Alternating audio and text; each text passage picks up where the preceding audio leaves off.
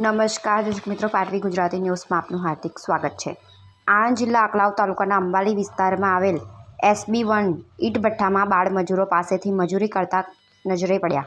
અંબાલી સીમ વિસ્તારમાં આવેલ SB1 ઈંટ ભઠ્ઠાના સંચાલકો દ્વારા પ્રાંતિયોને ઈંટ બનાવવા માટે પોતાના ભઠ્ઠે મજૂરી કામ માટે લાવતા હોય અને હાલમાં આ પરપ્રાંતિયો ક્યાંના છે, કોઈ ગુનાહિત છે કે કેમ, તેમજ આ પ્રાંતિયો તેઓના વિસ્તારમાંથી ગુજરાતમાં આવતા પહેલાં સ્થાનિક પોલીસ સ્ટેશનમાં કોઈ નોંધણી કરાવવામાં આવી છે કે કેમ।